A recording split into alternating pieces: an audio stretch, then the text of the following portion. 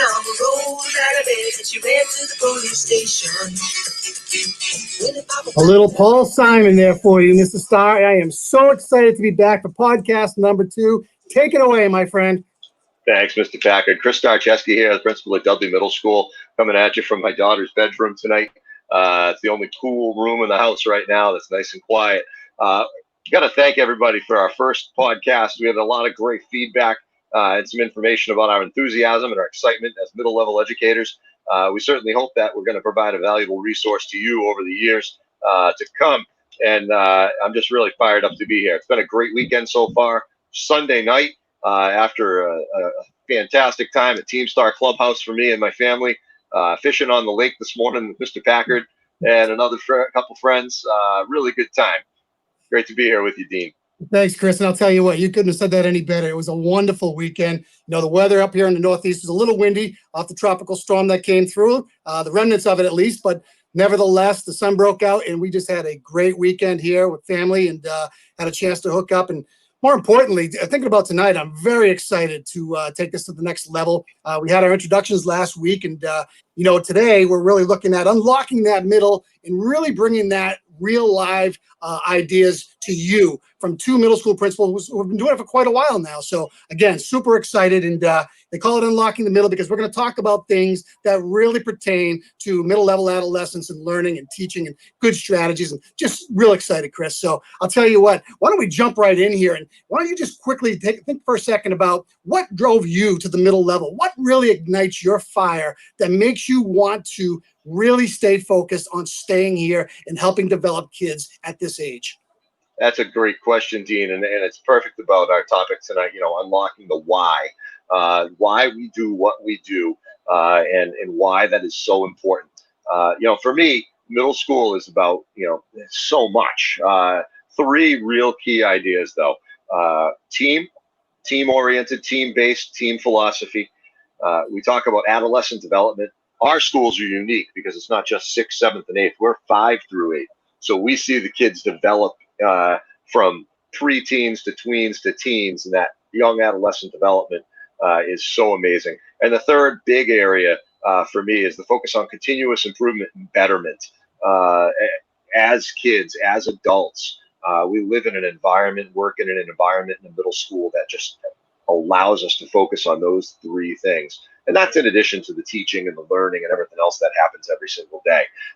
You know, so that's a capture of my why is. I can go into detail on that later on when we talk about why, the importance of why exists. And it's a little different than the what. But how about you, Dean? What's your why?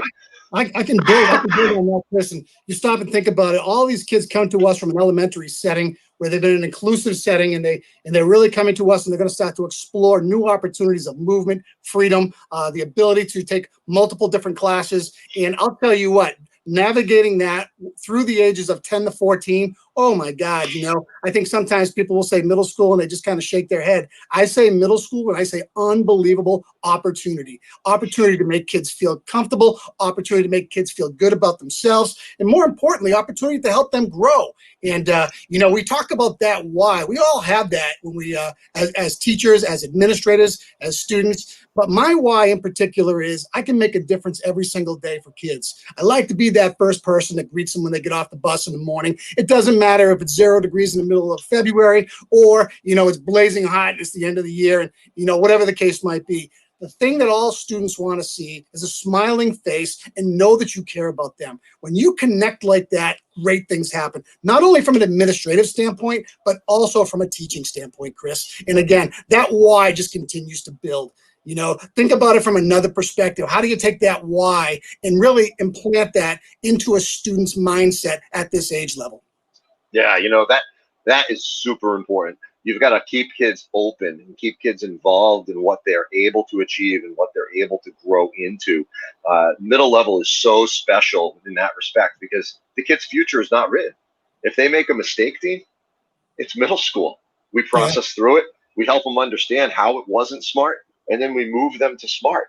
And hopefully they don't make that same mistake twice. And it's not a part of their permanent record, but that lesson part of it and their ideals become influenced by the lessons they learn as young adolescents in middle school. And that's about that area of, continuous improvement that really captivates me about the why in middle school. Kids work hard to be better every single day, not just in school, but in life. And your job, my job, our teachers' jobs, moms and dads' jobs, caregivers' jobs, is to grow that and cultivate that. And that's what middle school for me is all about, capturing and cultivating that opportunity, much like you described. The next layer to this. Yeah. You make a great point. And one of the things I always focus on is skill development for kids. We want to teach curriculum. There's no doubt about that. But if kids can't get the skill sets they need to be successful, and I'm not only talking about academic, I'm talking about social and emotional. We know that kids have the highest of highs and the lowest of lows, not in a matter of a week, not in a matter of a day, but in a matter of an hour span. That's the way that middle school rolls. And we have to be prepared to support that, because a child who's not supported will never be able to learn to their highest level. And we see that every single day. And I think that we incorporate that into teaching practice as well. And when you do that, I tell you what, the learning takes off. Yeah, that's 100% on point. We talk about this why, the idea of the why. Let's talk about the what for a second. And the what is what influences others to do better. We're educators, we're dads, we're coaches, our teachers are mentors, we're mentors, to kids and to members in the community. That's what we do. It's very important, but we may not be fulfilled by what it is that we do unless we have a true understanding of what our why is. If our why is associated to the what, that is where the ground is just full of opportunity. If we just go through the motions, do the job just to do the job, or we say as principals we're leading, but our leadership is not influencing a positive culture, a positive climate, a productive and an improvement stance, we're not really leading. We're just going through the motions. Yeah, I think I can tell you from where I sit, you are a passionate leader. You drive, you move, you shake, and the results are there. Well, and again, I think that is a necessary piece of ingredient for success in any level. I don't care if you're elementary, middle, or high school. You've got to have enthusiasm. You've got to be walking that talk. You've got to be able to be out in front of it and showing that you're real. And I'll tell you what, the kids are the greatest barometers. They know if you're not doing it right. They know if you're not all in it. Just ask them; they'll tell you. So again, in order to get that middle level learner captivated, you got to help them understand why it's important to learn. And I'll tell you, if you can get them to understand that early and before high school, they take off and they blossom that first year, that freshman year. That's oh so important year when they transition out of the school. And again, it's not about getting an A on everything you do. It's about a skill set that helps you dig and keep working hard in order to get to the highest level you can at a particular time. If you do that, the sky's the limit. And every child is different, and every opportunity to learn is different, Chris. And that's the beauty of the middle school. And you know that, my friend. I do, and I believe it. Hook, line, and sinker. Appropriate analogy for this great day of fishing that we had this morning. But I've been talking with kids as a principal now for a number of years. 2008, somewhere around there. So it all runs together. But I've always used a quote by John Wooden about success. Success is peace of mind and knowing that you have given the very best of what you're capable of. And then I usually would talk with kids about that idea, the A on the test. Hey, if you get the A, that's great. If you get 1,000 Instagram followers, that's great. But if you got a 76 on the test and you tried your best, you did the best job that was possible at that time based on what you were capable of doing, you were successful. Don't let anybody tell you otherwise. If you put your head on the pillow at night, I still go back to that fact, if you have that skill as a result of it. I'm not always that impressed by getting the A. I'm talking about, did you learn to learn? And if you learn to learn, you will be successful in any and everything that you do. And I'll tell you, that is an essential piece of getting kids ready for high school. And that happens at different times. It's not going to happen to that 10-year-old right out of the gate, or the 11. It may not happen until after 7th grade and 8th grade. That's the beauty of the journey of the middle level students. And I tell you, that is what excites me about my work. That and knowing that every child is different, that is another thing that just drives me back every single day, saying, how can I help make a difference for you? And the making a difference. I'm wearing a shirt by George Couros. We need to make the positives so loud that the negatives become almost impossible to hear. It's a great quote, but more importantly, it's a mindset. It's not about viewing things with rose-colored glasses all the time, but it's about finding the good and finding the positive, discrediting the negative, and making sure that you're going to do something about it. We're hearing a lot in the news these past months around COVID. We're also hearing a lot about racism and, negative behaviors that are impacting our kids' future. Our why needs to be driven by providing them an opportunity and cultivating that opportunity for them to take action, stand up, be more than an upstander, be a leader, and take on these positives in a way that others understand that they're going to be influencing the world.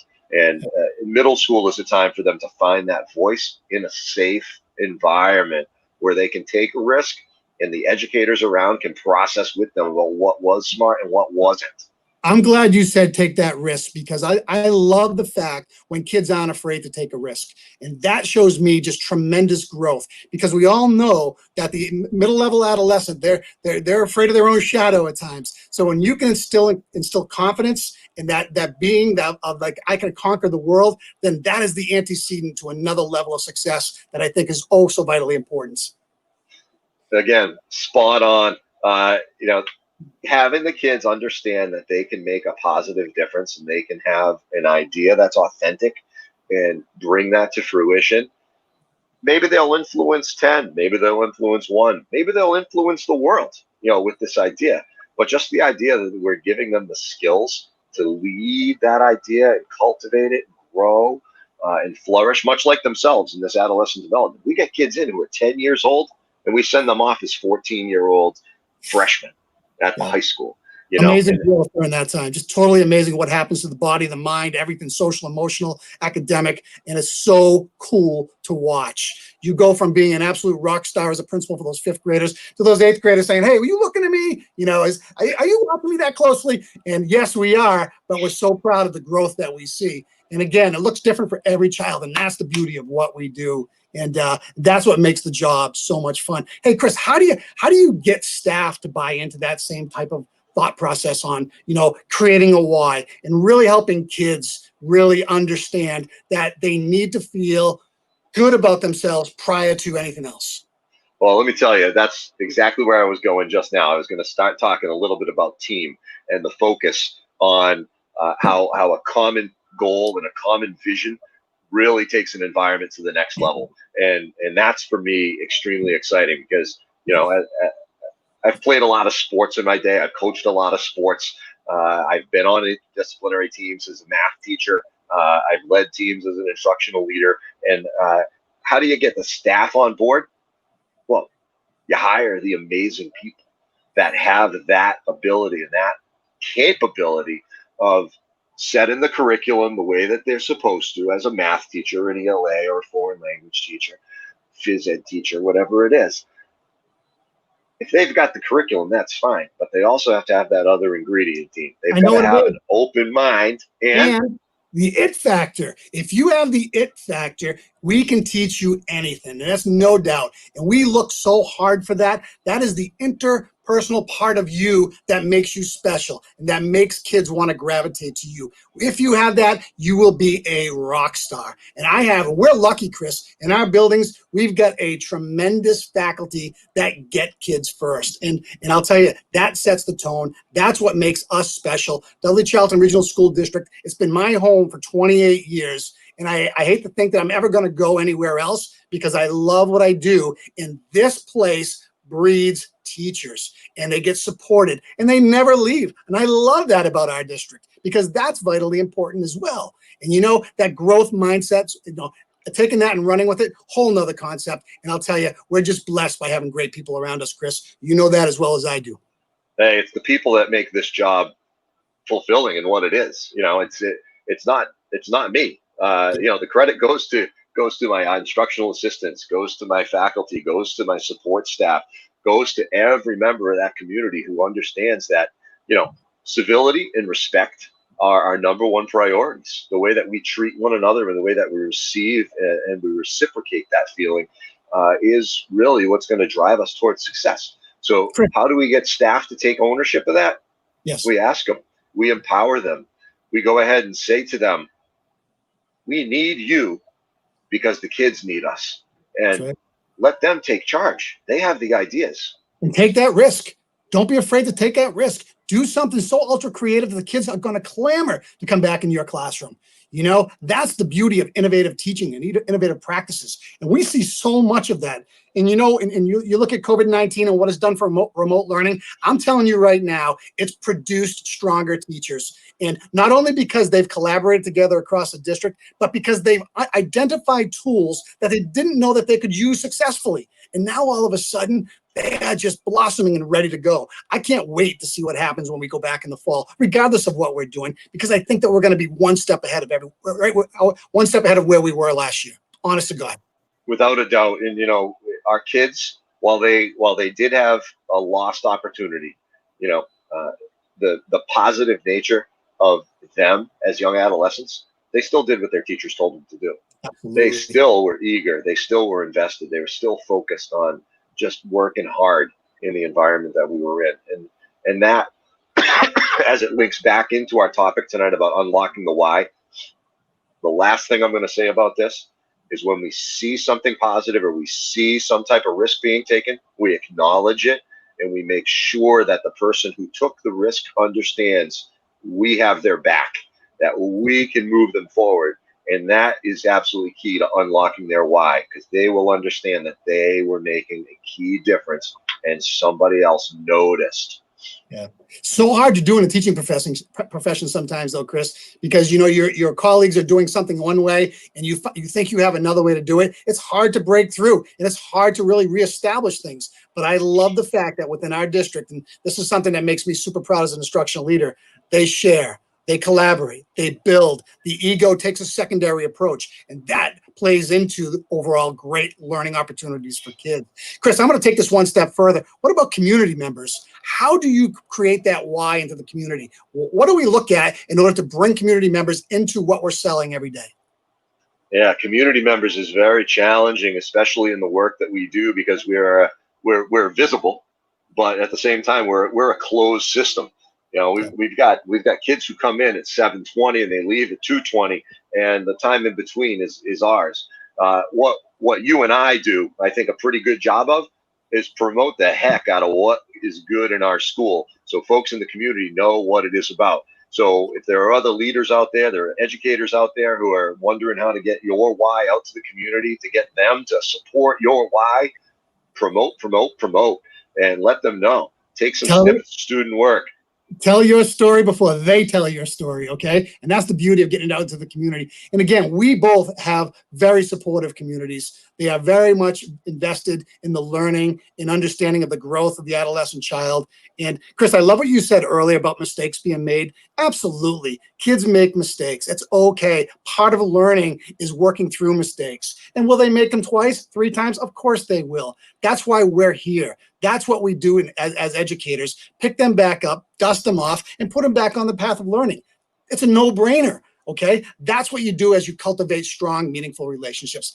That, again, that goes back to what really excites me. Hey, I love your hat. Dudley Middle School, Charlton Middle School, one lesson. Great stuff, Chris. I'll tell you what, I really appreciate you tonight sharing your why. And it's not that I didn't know it, because I know how good you are. And I appreciate, you know, every day being able to work directly with you. And you definitely build me up in regards to challenging me and making me think about different ways to do things.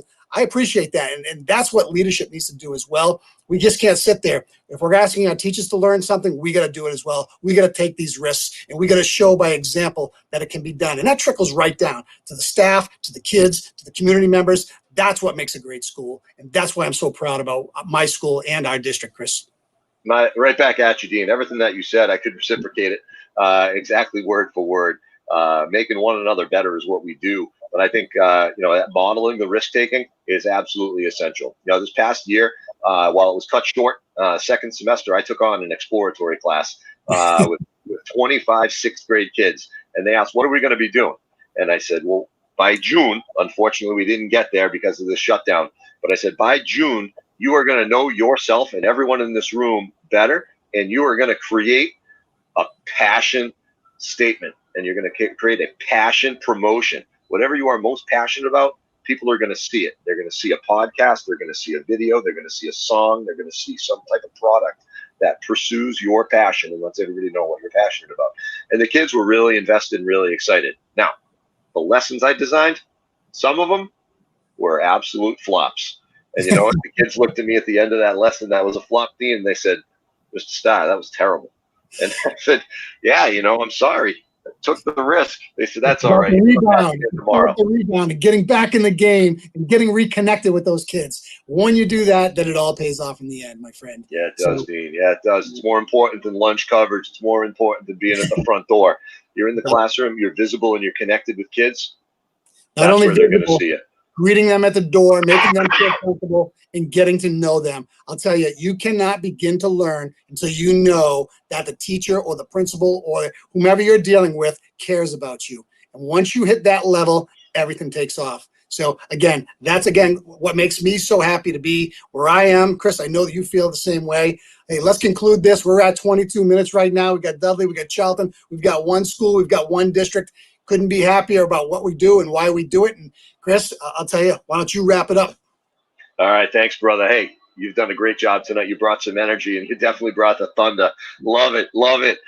So where we're at, folks, we are looking to bring podcast number 3 to you next Sunday night at 8 o'clock. We'll be sending out some information about what the topic will be. Again, we are brand new at this, so it's not going to be perfect. It's going to be good, though. Don't tell them. Don't give them a hint. Just know it's going to be good. Oh, it is. So we're going to bringing that topic out. Keep following us on Twitter Network. Reach out if you have any questions. If you have any information that we can use to benefit our practice, please share. We're all about learning. Be well. Have a good night. Stay safe. And most importantly, work hard to be better. Take care, guys.